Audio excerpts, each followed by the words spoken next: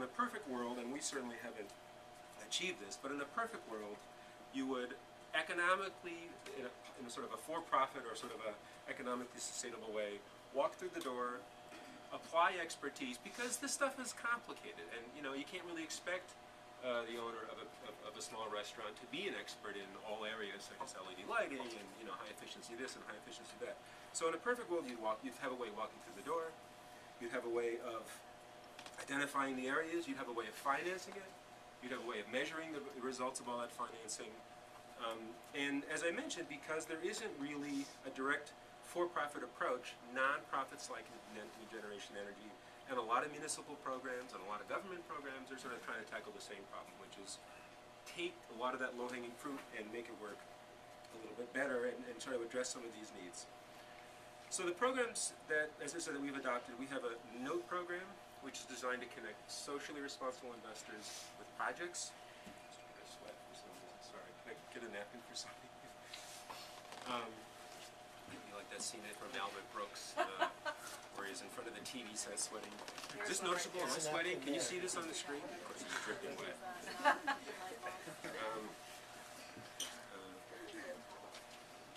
I guess it is noticeable. You look great. So, in addition to a loan channel, which kind of doesn't address the fact that only 1 or 2% people, 1 or 2% of organizations, take advantage of these programs that apply to them, we have added a program where we really literally do walk through the doors, and what we try to do is connect primarily corporate donors to charities that can utilize these benefits, and basically that's all charities, because charities such as shelters and community centers, they're busy doing what they're doing. It gets back to the small restaurant owner problem, or they don't have time to become green energy experts. So we walk in, literally through the doors. We typically start with electricity usage. We try to measure, we try to look at their boiler, see if that can be made more efficient. But we sort of act as project guides, project mediators, to try to upgrade that system. Now, it's a system that depends on donations, and one could certainly argue that donations aren't fully scalable. But by combining loans with donations, you can make a lot of these projects more aggressive. So I'm not sure how I'm doing on time. There's a few other things that we're doing to address this issue. To some extent, if you can kind of kickstart people and telling them that, well, people don't always react to, well, you can save X percentage your energy bill. But if you say, well, as shelters go, or that as small restaurants go, you're in the bottom half. Your energy use is a chunk above the average. That can be a very motivating factor. So one of the things we're starting is something that we don't quite have a name for yet, but we're sort of internally calling it an energy meters program, where you can borrow essentially library-style, nice, simple little energy meters. They're called kilowatts. There's a few that are manufactured. Borrow these meters, measure your use, send us the results, and we pop it into a spreadsheet and essentially tell you, well, this fridge is a catastrophe, these are okay. We also look at their energy bill and try to sort of suss out where they stand. We look at square footage, total electricity use per square foot in various categories. And it's interesting, as many of you know who have played with meters and have kind of tried to improve your own homes, what you find, maybe not surprisingly, but something shockingly, is that you have huge energy use in highly unexpected places. So we just finished doing some metering.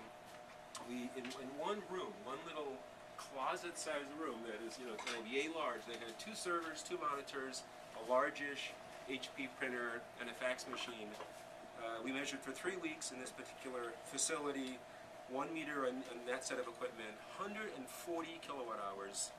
And just to give you a comparison, we found that their fridges, and their fridges were typical of fridges that are a few years old. Their fridges averaged from 19 kilowatt hours, and the worst was 52. So 2 computers, 2 monitors, a printer, which probably gets used 3 times a day, and the servers, are getting used a lot, but could go into shutdown modes, are using equivalent 5, 6, or 7 refrigerators. It's actually hard to get your head around that, but it's because these things just continually draw power. You can feel it. You walk into the room, it's very hot, but it's almost like unfathomable. So that's an area that they could clearly do much, much, much better on. There are some opportunities in the refrigerators.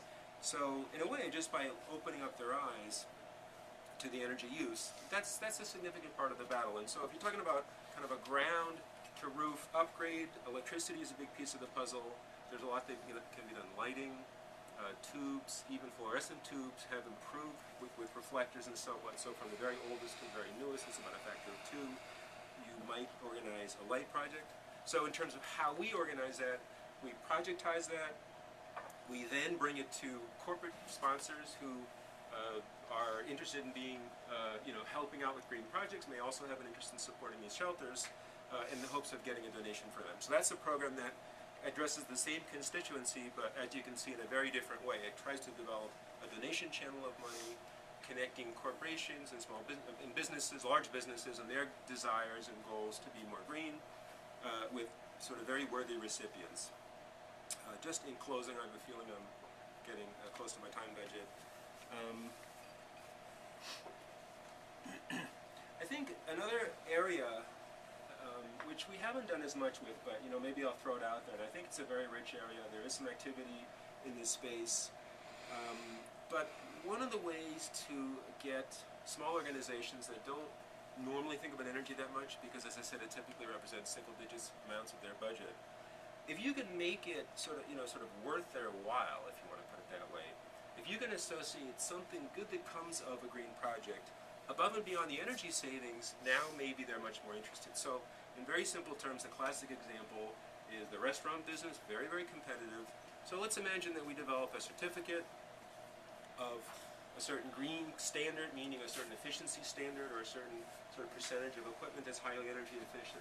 If you have that little green certificate, a little green sticker on the outside of the restaurant, there's a good chance that with sort of all the publicity about green energy, that would increase the patronage in a measurable way. Maybe a huge way, but even if it's just 10%, that's really the lifeblood of a restaurant. I mean, that can be the difference between success and failure because it is such an incredibly competitive field. So I do think, and we are investigating some of this, and it's really not very expensive as long as it's done scientifically and the certificate means something.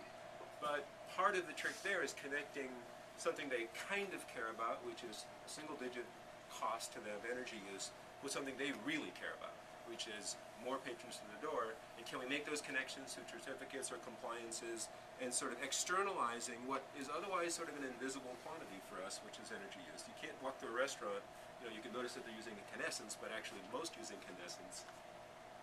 And it's partly because restaurants want it dim, they want the really sexy lighting, and I can't blame them for that. CFLs would not create that effect. They would go from bright to, pretty bright to completely off.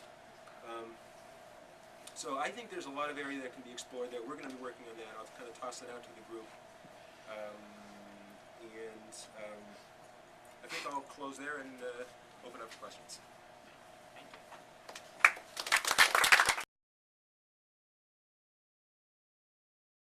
Buy this to them, it looks a bit like a CD, not FDIC insured, but they get a fixed interest rate. It can be as much as 2.5%, depending on the rate that they adopt. And then that money goes into a pool, and then we in turn basically process loan applications. So if we were to get a loan from the restaurant owner, and he's, he or she has identified a project and says, I'd like to borrow $20,000 to pay for, the dishwashers and sort of a set of stuff, we would go, we would check it out, we would talk, we would do reasonably traditional kind of credit checking type of stuff and character lending, which is kind of what that would all fall under. And if it felt good and looked good, we would give the loan. So it's a very simple transaction, as in the broader world of green investing. But it's a very traditional loan. They would make the payments to us, and when all is said and done, there would be no more loan. We try to lend, in the particulars of this program, we try to lend against assets that in theory we could resell to help reduce the risk of the loan. Efficiency, that's not really possible. You can't take insulation out of a wall.